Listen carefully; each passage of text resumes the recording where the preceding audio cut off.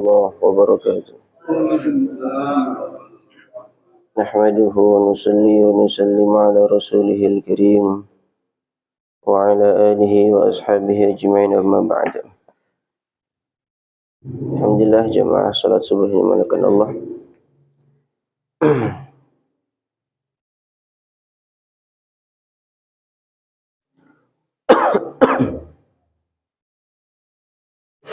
Kita perpanjang sedikitnya i'tikaf kita sambil membaca dan mendengarkan aqaid Islamiyah, hal-hal yang mesti diyakini, yang mesti diketahui dalam agama Islam.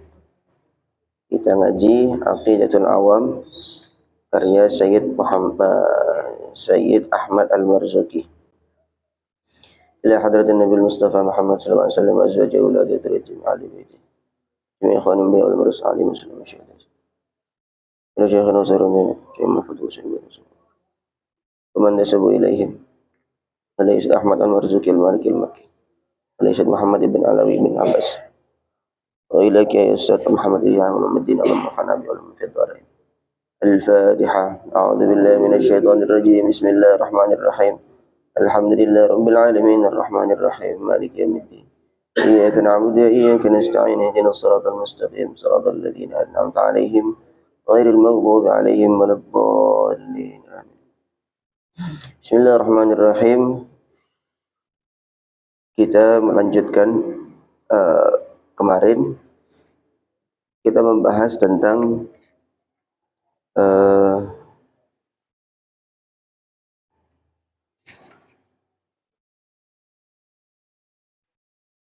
kemaksuman para nabi. Kemarin kita membahas tentang kemaksuman para nabi. Jadi ismatuhum kasairil malaikah wajibatun wa fadlul malaikah.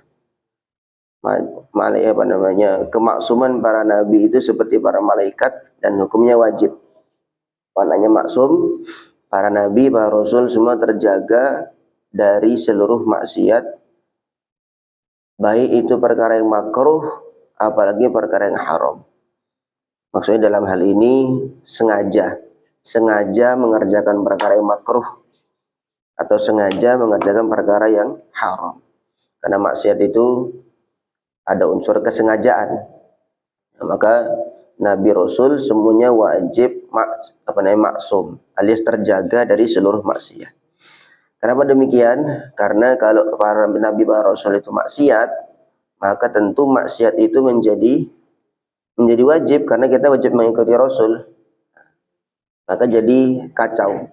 Sebenarnya maksiat itu kewajiban atau larangan. Padahal itu sebenarnya larangan dari Allah. Kemudian gara-gara dikerjakan oleh rasul, akhirnya wajib diikuti oleh umatnya. Maka diantara sifat yang wajib dimiliki para nabi, para rasul, yaitu ismah, yaitu mereka senantiasa terjaga dari maksiat, baik itu perkara yang makruh sekalipun, bukan yang haram, makruh sekalipun, mereka tidak akan mengerjakan secara sengaja. Karena memang sebagai penuntun untuk umat bahwa nabi rasul mesti sempurna. Kemudian yang mengikuti bisa di bawahnya, levelnya itu bisa di bawahnya.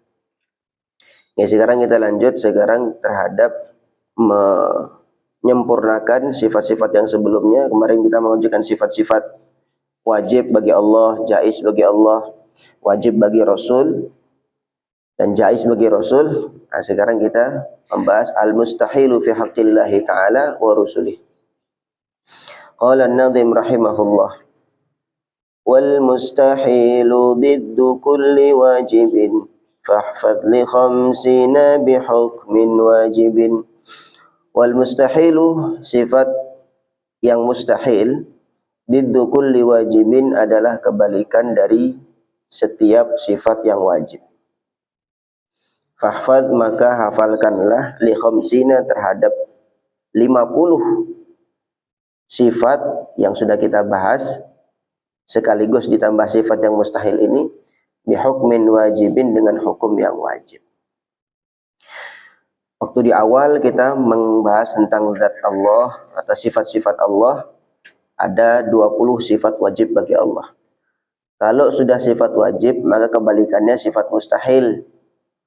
Yang pertama, Allah wajib wujud, berarti Allah mustahil tidak wujud. Alias kalau bahasa Arabnya itu adam. Yang kedua, Allah itu wajib qidam, wujudnya itu tidak berawal, maka Allah mustahil berawal, hadis. Allah Subhanahu wa taala wajib bersifat dengan baqa, kekal, tidak berakhiran, maka mustahil Allah itu memiliki akhir. Allah wajib mukhalafatul hawadith. Allah wajib atau Tuhan itu wajib berbeda dengan makhluk secara mutlak. Secara mutlak, tidak ada pengecualian. Pokoknya dari sisi apapun semua berbeda. Maka Allah mustahil mumatsalatul hawadith. Mirip atau sama dengan makhluk dari sisi manapun, bahkan walaupun dari satu sisi tidak ada yang sama. Begitu juga kemudian Allah wajib wahdaniyah. Wahdaniyah itu tunggal, esa. Maka Allah SWT mustahil tidak esa atau berbilang, dan seterusnya. Maka kalau 20 sifat wajib, maka 20 juga sifat mustahil. Sudah ada 40. Itu khusus pada pembahasan sifat Allah yang wajib. Sekali lagi ya, di sini wajib di sini adalah wajib secara akal. Maknanya akal tidak bisa menerima kalau Allah Subhanahu wa taala atau Tuhan itu tidak bersifat dengan sifat-sifat tersebut. Kalau Tuhan itu sampai tidak bersifat dengan sifat-sifat 20 ini, maka berarti dia tidak layak disematkan dengan nama Tuhan. Ya? Tidak layak disematkan dengan nama Tuhan. Allah Allah wujud, Allah qidam, kemudian tidak baqa misalkan, tidak kekal. Maka nanti nggak cocok dia. Dia tidak pantas untuk dikatakan sebagai Tuhan. Mungkin dia akan ada akhirnya. Nanti selepas dia berakhir, itu siapa Tuhannya? Maka tidak wujud lagi Tuhan. Maka itu 20 sifat ini secara rasional, secara akal itu adalah standar. Ya. Apapun itu kalau memang mau kita uji dia apakah pantas sebagai Tuhan atau tidak, maka uji dengan 20 sifat ini. Uji dengan 20 sifat ini. Nah itu madhabnya Ahlus Sunnah wal Jamaah. Madhabnya Ahlus Sunnah wal Jamaah. Nah itu sifat wajib. Maksudnya wajib secara akal. Nah kemudian ada sifat jaiz. Karena tadi sudah membahas sifat wajib 20, kebalikannya masih sifat mustahil. Ada satu sifat jaiz, maksudnya jaiz itu boleh bagi Allah, boleh. Tidak harus bagi Allah. Apa itu? Tarkul likulli mumkinin ka fi'lih. Mengerjakan sesuatu perkara yang mungkin ataupun meninggalkannya. Mengerjakan satu perkara yang mungkin secara akal ataupun meninggalkannya. Maknanya sifat jaiz bagi Allah itu tidak ada kewajiban bagi Allah. Tidak ada kewajiban bagi Allah. Jadi nggak boleh kita mengatakan Allah tuh harus begini, Allah tuh harus begitu, itu nggak boleh.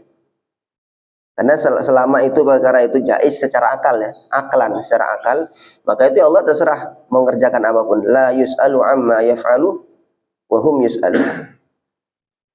Allah tidak boleh untuk ditanya kenapa Allah berbuat begini, kenapa Allah berbuat begitu.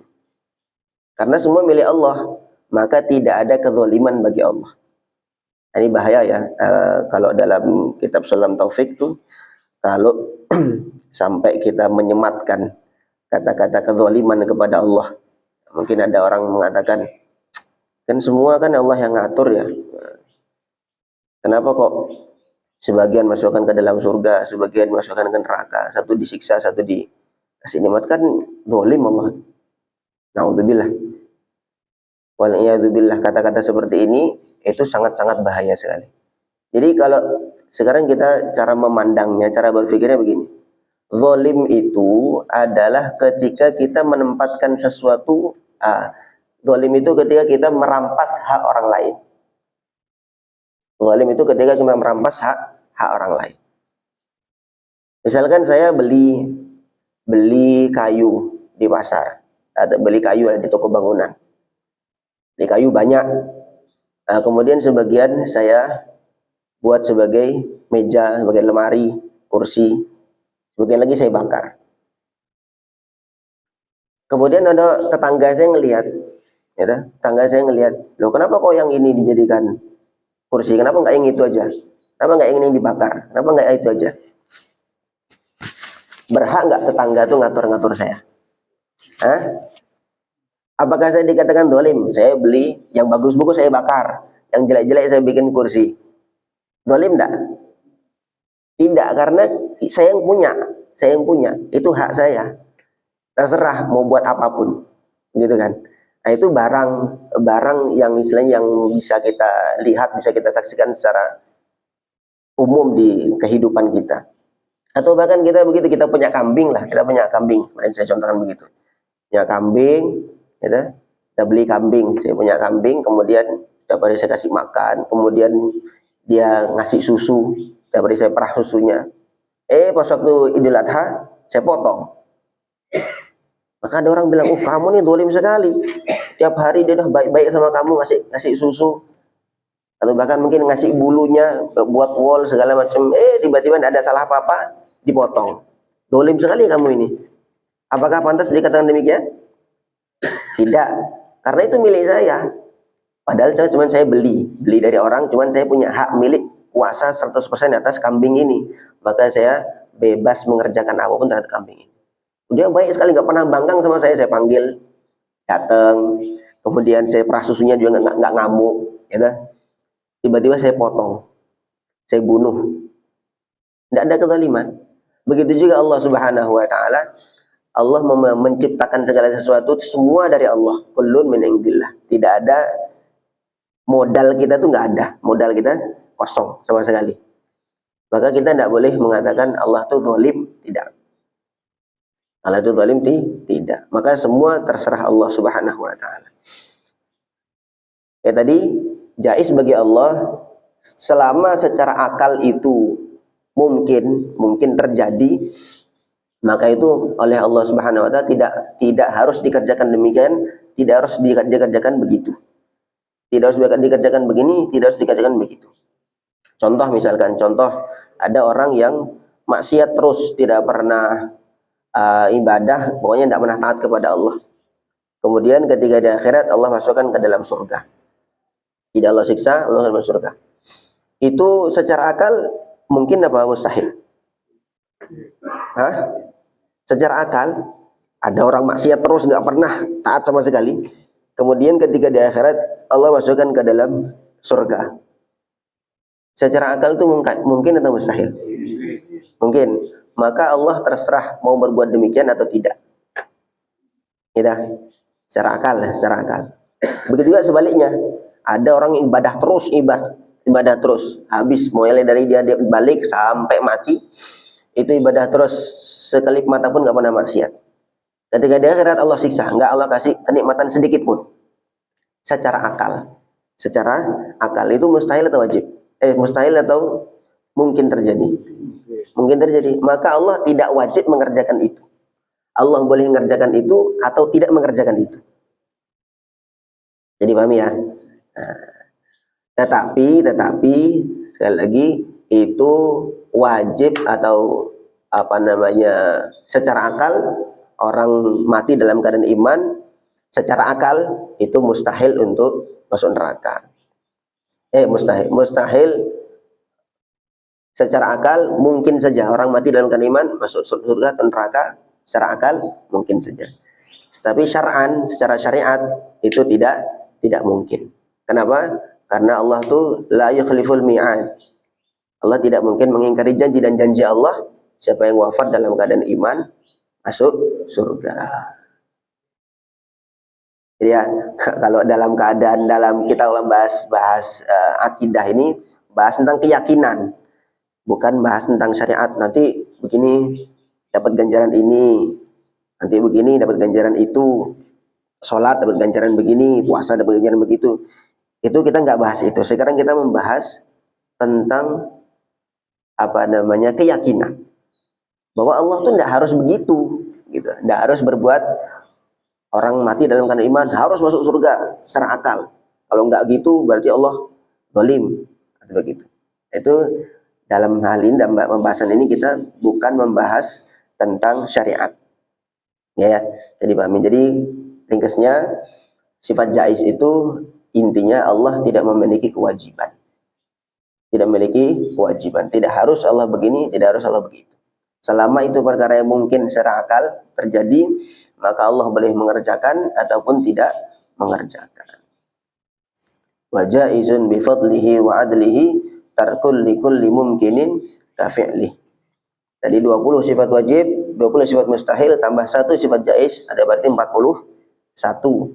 Nah, kemudian sifat wajib bagi Rasul ada 4, yaitu siddiq, yaitu jujur atau benar dalam setiap ucapannya, dalam setiap perbuatannya benar, senantiasa sesuai dengan kenyataan. Kemudian amanah terjaga dari maksiat. Kemudian tabligh, tidak ada yang disembunyikan di dalam risalah yang disampaikan melalui Allah Subhanahu wa taala kepada umat. Kemudian fatonah, cerdas, memiliki kesehatan atau kesempurnaan zahir batin, sehingga bisa mengalahkan orang-orang atau golongan-golongan yang menentang Allah dan Rasul. 4 sifat wajib bagi Rasul, maka kebalikannya mustahil. Kalau Rasul itu wajib benar, maka Rasul itu mustahil bohong. Mustahil bohong. Kemudian kalau Rasul itu amanah, maka Rasul mustahil khianat, mustahil maksiat. Kemudian kalau Rasul itu menyampaikan secara total semua apa yang diperintahkan Allah untuk disampaikan, maka Rasul mustahil menyembunyikan. Yang terakhir, kalau Rasul itu fatonah, cerdas, maka Rasul itu tidak mungkin bodoh. Baladah itu bodoh, pandir, dungu, idiot, tidak mungkin. Rasul tidak mungkin demikian. Itu wajib 4, mustahil 4, 8. Kemudian tambah 1 sifat jaiz bagi Rasul. Para Nabi Rasul boleh terkena hal-hal yang menimpa orang-orang manusia pada umumnya, gitu, tanpa mengurangi derajat keagungan dan kemuliaan mereka sedikit pun. Karena mereka manusia, sehingga dari sisi kemanusiaannya para Nabi Rasul itu secara akal mungkin saja atau boleh saja terjadi pada diri mereka hal-hal yang terjadi juga pada umat manusia pada umumnya. Tetapi dengan catatan bi ghairi naqsin, tanpa mengurangi kemuliaan dan kehormatan para Nabi Rasul. Contohnya manusia umumnya pernah sakit, maka Nabi Rasul juga mungkin saja mereka sakit karena mereka manusia. Manusia punya anak, punya istri, nikah, kemudian punya keturunan-keturunan. Maka Nabi Rasul mereka juga terjadi atau mengalami hal yang sama juga. Nabi Rasul manusia makan minum, maka Nabi Rasul juga mungkin saja mereka juga makan minum juga, begitu. Karena mereka manusia. Sekali lagi hikmahnya apa? Karena supaya Nabi Rasul itu diutus sebagai bentuk manusia, ya, kemudian mengalami hal-hal yang sama dialami oleh manusia pada umumnya. Hikmahnya apa? Supaya umat ini bisa mencontoh Rasul dan Nabi itu 24 jam dan dalam kondisi apapun, sehingga tidak ada alasan untuk tidak ikut. Tidak ada alasan untuk tidak ikut. Kalau Nabi Rasul itu nggak sama seperti manusia, maka kita punya alasan untuk tidak ikut Nabi Rasul. Manusia nanti di mana saja, nggak cuma kita saja, di mana saja mereka akan punya alasan untuk tidak ikut Nabi dan Rasul dengan alasan apapun. Nabi Rasul misalkan nggak butuh nikah, nggak butuh istri, nggak butuh anak, maka nanti kita akan punya alasan. Ya, saya kan nggak sholat, saya nggak puasa, kan saya butuh kerja, saya harus nafkahin anak istri. Nabi Rasul kan mereka nggak butuh anak istri, ya beda lah. Nah, kita punya alasan itu, yang gitu. Sekarang Nabi Rasul istrinya ada, anaknya juga ada, bahkan sampai ada yang istrinya Nabi Rasul juga bangkang juga ada, gitu. Istrinya Nabi Nuh, istri Nabi Lot itu juga ikut kafir, istrinya kafir, anaknya kafir juga ada. Gitu. Kita nggak punya alasan untuk nggak ikut Nabi Rasul. Ya itu kan istrinya mendukung apa namanya, saya tuh istri saya tidak bisa diajak kerja sama misalnya. Ya ada, ya Nabi Nuh, Nabi Lut juga begitu sama. Ada yang istrinya juga ikut berjuang sama Nabi Ibrahim. Kemudian nabi-nabi yang lain juga begitu juga. Jadi semuanya Nabi, ada yang jadi raja, ngurusin kenegaraan segala macam. Nabi Sulaiman, Nabi Daud. Sehingga kita nggak punya alasan, saya ini sibuk, saya jadi pimpinan kepala negara, saya mau ngurus sana sini, nggak sempat untuk luangkan waktu untuk ibadah atau taat kepada Allah. Maka nggak punya alasan. Ada Nabi Nuh, ada Nabi Daud, ada Nabi Sulaiman. Raja juga ya jadi nabi, kemudian menjalankan semua perintah-perintah Allah. Nah, saya ini sibuk dagang, saya kalau lagi laris bisnis saya ini tidak bisa. Nabi juga dagang juga, Nabi Muhammad dagang juga. Nabi juga gembala juga. Sehingga kita nggak punya alasan. Kita punya alasan apa? Dan itu memang sudah kebiasaan orang-orang dulu. Wa qalu ma li hadzal rasul ya'kulu at-ta'ama wa yamshi fil aswaq laula unzila ilaihi malakun fayakuna ma'ahu nadhira. Orang-orang kafir dulu ya, mereka alasan. Masa rasul kok manusia? Ya kulut ta'am wa yamshi fil aswaq, makan sama kayak makan kita. Kita makan kurma, masa Rasul makan kurma juga? Ya enggak keren lah. Nah, mestinya Rasul kalau Nabi itu sana Allah itu ya malaikat gitu yang biar mantap gitu kan. Gitu. Masa Rasul jualan di pasar keliling mikul-mikul barang di pasar, ya enggak keren lah. Kata mereka begitu, padahal nanti ketika dikirim manusia, dikirim malaikat, malah nanti jadi alasan juga tidak mau niru para rasul. Wallahu a'lam. Itu sifat jaiz bagi rasul, ya kan? 4 sifat wajib bagi rasul, kebalikannya sifat mustahil.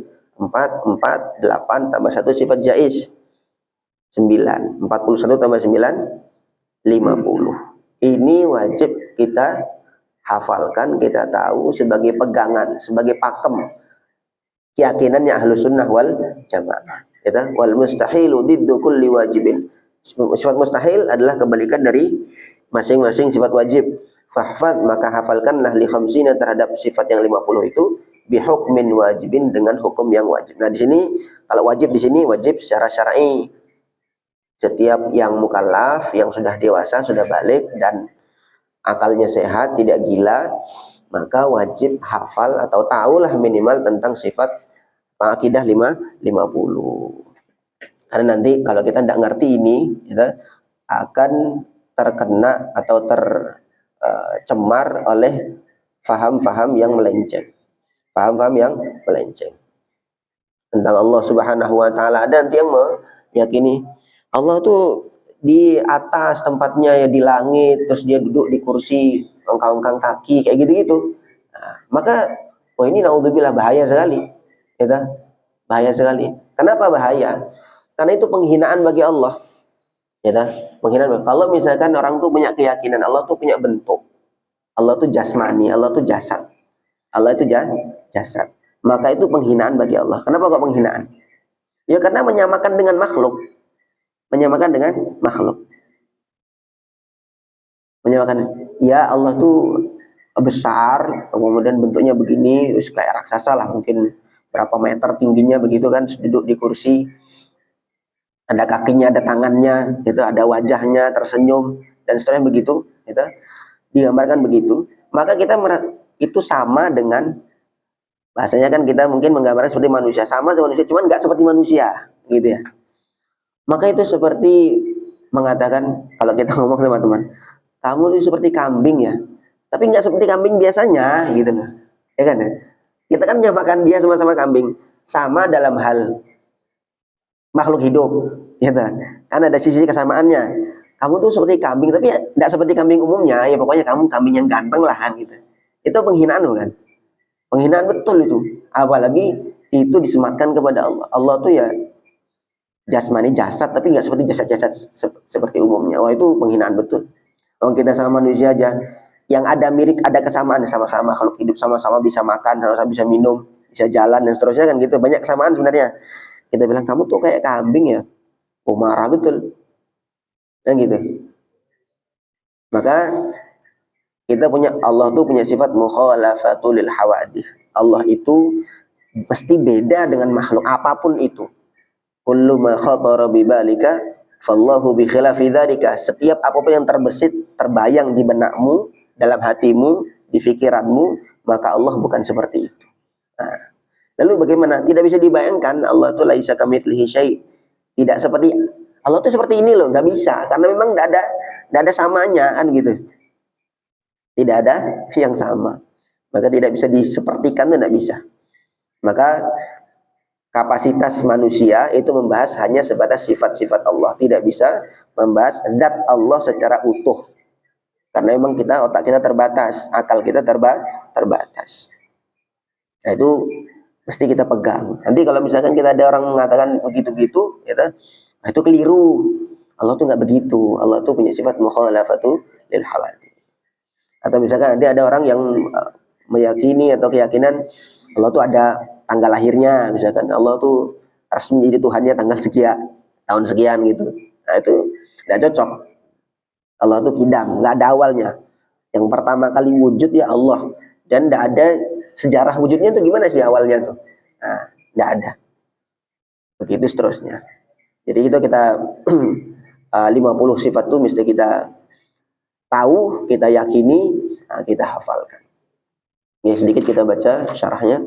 Asy-syarah wal mustahilu sifat mustahil fi haqqillahi ta'ala pada zat Allah Ta'ala wa rusulihi diddu kulli sifatin adalah kebalikan dari masing-masing sifat wajibatin yang wajib lillahi Ta'ala wa rusulihi bagi Allah dan Rasulnya. Fa'adadul mustahilat maka jumlah sifat mustahil ka'adadil wajibat seperti jumlah sifat-sifat wajib. Kalau sifat wajib bagi Allah 20 maka mustahil juga 20. Mustahil bagi Rasul 4 maka wajib juga 4. Ya, berarti 48 ditambah jaiz bagi Allah 1, jaiz bagi Rasul 1 jadi 50. Wajibun dan wajib ala kulli mukallaf atas setiap orang mukallaf, orang yang sudah balik dan akalnya sehat, ayya'rifa dzalika untuk mengetahui semua itu 50 itu. Fal mustahilu maka sifat mustahil fi haqqihi ta'ala pada zat Allah Ta'ala 20 sifatan ada 20 sifat. Mufassalatan katali akan diperinci seperti yang di bawah ini. Al-adam diddul wujud. Adam ketiadaan kebalikan dari wujud. Al-huduts baru kebalikan dari idam yang tidak ada awalnya dan seterusnya sudah dibahas tadi.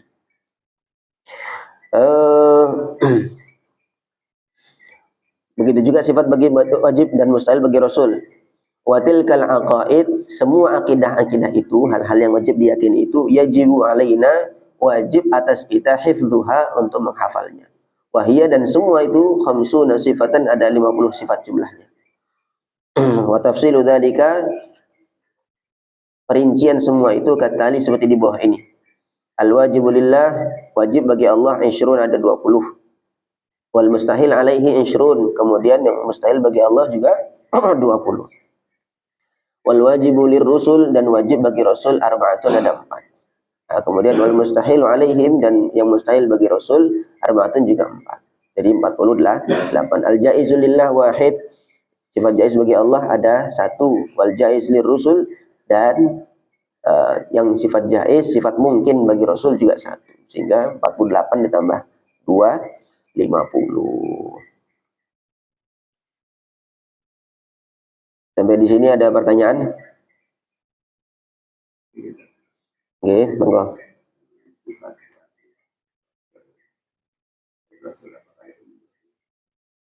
Kita menjadi sunnah yang diamalkan dalam dalam kita.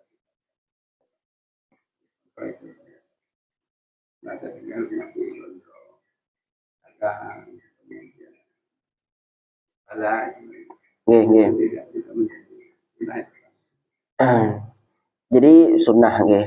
Terkait sunnah itu pengertiannya banyak tergantung kita dari mana kita memandang. Karena sunnah itu istilah yang digunakan dalam beberapa beberapa ilmu. Dalam istilah hadis juga dikenal dengan sunnah, dalam fikih juga ada sunnah dan seterusnya. Sunnah kalau dalam hal mustalah hadis itu kullu ma usnida lin nabi sallallahu alaihi wasallam qaulan wa fi'lan au iqraran. Sesuatu yang disandarkan kepada nabi, maka itu sunnah. Sunnah itu secara bahasa thariqah. Caranya nabi, caranya siapapun itu. Maka itu jadi sunnah. Gitu. Cara jadi sunnah. Nah, kalau sunnah dalam istilah fikih, ma yusabu bi fi'lihi wala yu'aqabu bi tarkih. Sesuatu kalau dalam hal fikih, sunnah dalam hal fikih adalah sesuatu yang kalau dikerjakan dapat pahala, kalau ditinggalkan enggak dosa. Gitu. Sekarang kalau misalkan katanya Nabi pernah pakai cincin, misalkan Nabi pakai cincin, berarti sunnah. Berarti kalau dalam fikih kan, dalam hal fikih itu sunnah kebalikannya apa? Makruh. Sunnah kebalikannya makruh. Kalau makruh kan kalau dikerjakan, kalau ditinggalkan berpahala, kalau dikerjakan tidak dosa. Kebalikannya sunnah, gitu. Misalkan Nabi pakai cincin di kelingking, misalkan gitu. Oh, itu sunnah, berarti kalau tidak pakai cincin makruh berarti. Begitu. Bukan begitu pemahamannya. Nah, tapi kalau misalkan kita memahami Nabi pakai cincin, itu sunnah menurut mustalah hadis. Jadi ma usnida lin nabi, yaitu pernah dikerjakan Nabi, tetapi secara fikih yaitu mubah saja, boleh saja. Tapi dalam hal kita mengikuti Nabi, ya kita dapat pahala. Contoh misalkan Nabi pakai gamis, misalkan Nabi pakai gamis, itu secara fikih mubah saja. Orang pakai baju apapun, nggak harus gamis, nggak masalah. Tetapi secara penisbatan atau penghubungan dengan Nabi pernah pakai gamis, dan bahkan termasuk pakaian yang paling disenangi Nabi itu model gamis. Model gamis itu model yang kayak gini lah, maksudnya yang tidak terbelah. Kalau baju koko kan terbelah sampai bawah ya, terbelah. Gamis itu yang ada bolongannya begini, masuk dari bawah, itu gamis. Itu yang pernah dipakai Nabi. Maka untuk memakai gamis itu secara fikih ya mubah saja. Orang nggak pakai gamis juga tidak dosa, tapi tidak makruh. Nah, tetapi dalam hal ikut dengan Nabi, dia dapat pahala. Jadi dalam hal ikut dengan Nabi, dia pahala. Maksudnya bukan dapat pahala ya, tapi maksudnya dia dapat keutamaan lebih karena dia mengekspresikan cinta dengan Nabi itu dengan ikut modelnya Nabi gitu. Jadi sekali lagi saya ulangi, sunnah itu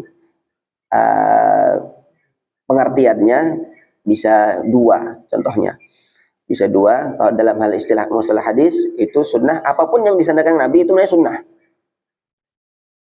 Apapun yang disandarkan Nabi itu sunnah. Dalam hal mustalah hadis ya, ada sunnatun min Rasulillah. Ini adalah thariqah. Ini caranya Nabi begini. Dalam hadis. Kalau pembahasan hadis ya, kita tidak membahas tentang ini dianjurkan atau tidak, itu enggak. Pokoknya apapun yang disandarkan kepada Nabi, maka itu sunnah. Dan sebenarnya tidak hanya kepada Nabi, apapun itu. Misalkan gini ya, dulu awal kata sunnah itu, dulu waktu sholat, kalau ada orang masbuk, itu caranya orang baru datang, si masbuk baru datang, kemudian nanti dia nyolek kepada orang yang di sebelahnya, ngasih tahu, maksudnya itu cari tahu sudah berapa rakaat. Maka misalkan sudah rakaat kedua, maka nanti dia ngasih tahu ini sudah rakaat kedua, misalkan sholat duhur ya. Maka nanti yang masbuk nih sholat ngejar, jadi dia sholat sendiri ngejar sampai dapat 2 rakaat, baru kemudian ngikuti imam, ngikuti jamaah bareng-bareng. Dulu begitu caranya. Nah, kemudian selepas itu ada namanya Mu'adz bin Jabal radhiyallahu ta'ala anhu. Dia ketika sholat datang langsung ikut gerakan bareng-bareng. Waktu misalkan imam sedang berdiri, dia tidak ngejar, dia ikut bareng. Kemudian selepas imam salam, dia menambal kekurangannya. Maka Nabi setelah ngelihat, qad sanna lakum Mu'adz, sekarang Mu'adz sudah bikin sunnah untuk kalian, bikin cara masbuk yang benar tuh begini. Cara masbuk sekarang yang ada sekarang yang biasa kita kerjakan tuh, datang ya ikut gerakan imam seperti itu, kemudian selepas imam salam melanjutkan kekurangan yang tertinggal tadi. Jadi berarti ini sunnahnya Mu'adz, cara yang dikerjakan Sayyidina Mu'adz bin Jabal. Ya, kalau dalam hal hadis, sunnah itu sesuatu yang disandarkan kepada sesuatu. Misalkan sunnahnya saya itu pakai peci warna hitam misalkan begitu. Ya itu saya, apapun yang disandarkan saya namanya sunnahnya saya. Begitu juga dalam hal hadis, ma usnidalin Nabi sallallahu alaihi wasallam, apapun yang disandarkan kepada Nabi itu namanya sunnah. Tetapi apakah itu dapat pahala apa enggak? Kayak misalnya pakai cincin misalnya, itu sunnahnya Nabi karena disandarkan kepada Nabi. Tetapi dalam hal fikih itu mubah-mubah saja. Boleh orang pakai cincin, boleh nggak pakai cincin juga nggak apa-apa, nggak masalah. Gitu. Tetapi kalau orang pakai cincin, kemudian dia memang niatnya ngikut Nabi, maka dia dapat keutamaan lebih mengekspresikan cinta dia kepada Nabi itu dengan ikut secara total. Gitu. Jangan Nabi pernah gondrong kayak gitu kan. Apakah kita harus gondrong juga? Apa gondrong itu sebagai anjuran juga untuk kita? Tidak juga. Secara fikih itu mubah. Secara fikih itu orang gondrong yo tidak makruh, tidak gondrong juga nggak makruh, gitu. Tetapi gondrong apakah sunnah Nabi? Iya. Dalam hal hadis tuh karena Nabi pernah gondrong, gitu. Itu saja. Kemudian kalau misalkan dia juga pernah gondrong juga, pernah pendek, pernah botak juga, niatnya ngikut Nabi, maka dia itu nilai nilai lebihnya adalah karena besarnya cinta dia kepada Nabi, kemudian dia ikut Nabi. Itu saja. Jadi pahami ya? Masih membingungkan atau gimana?